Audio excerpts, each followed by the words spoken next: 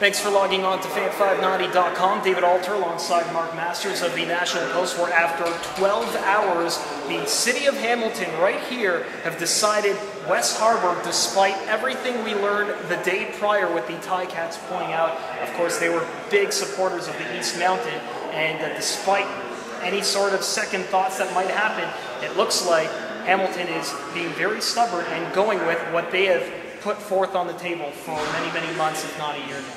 Well, I mean, you say being stubborn, they'd say stick it to their guns. I mean, they've wanted West Harbour for, almost as soon as this process started.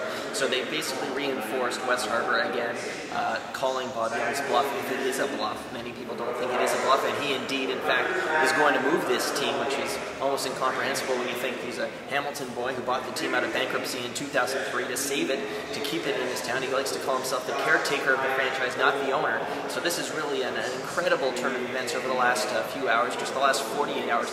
And I guess the question now is what happens next? The city has said they want to build this thing in the West Harbour. Does the Toronto 2015 organizing committee give that location its blessing without the Ticats? And then is there any way in the world to try and get the Ticats to come back to the table and maybe in some capacity agree to West Harbour? Is there any compassion for the city at all, wanting to go with the West Harbour? Not if you're a resident of Hamilton, but looking at it from the outside, looking in, that they're not accommodating to what would have been the main tenant here. Can you see it from their side at all?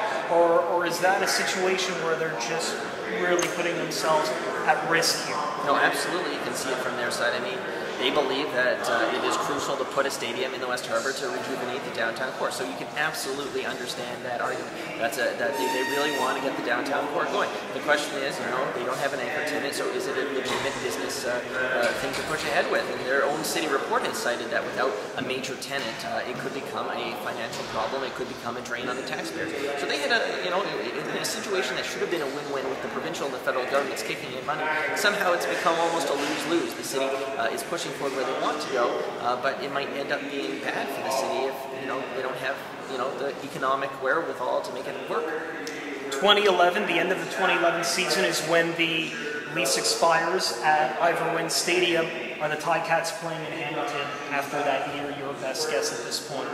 Well, it's really hard considering everything we've seen in the last 48 hours. If you take Bob Young for his word, no, they won't be playing in Hamilton following the 2011 season. And in fact, Ron Foxcroft has said, Bob Young's good friend, in an interview today on the Fan 590, has said that they've already got another city lined up and they're ready to go. So I mean, it's really hard to guess right now. I mean, everything. I wouldn't have guessed what happened in the last few days would have happened. So it's hard to know exactly what's going to happen and where the Ticats will end up. And a final note, Pan Am has already pulled track and field from the proposed stadium.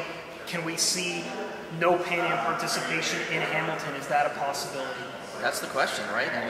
Hamilton City Council has now given its blessing to West Harbour, and they're going to take that to Ian Troop, the CEO of the Toronto 2015 games, and he's going to take it to his board of directors and board of governors and say, does this meet all of our criteria? One of the criteria, one of the more important criteria, is legacy. They have to have something to happen in the stadium after the Pan Am games, which last 2 weeks in 2015, are done. So Ian Troop and Toronto 2015 now must decide. If they decide, it doesn't, there's no legacy in Hamilton, we're moving it somewhere else, like they go to York University in Toronto, there's a number of backup options they've already considered, and that's the question right now. All eyes are going to be on Toronto 2015 and Ian Troop.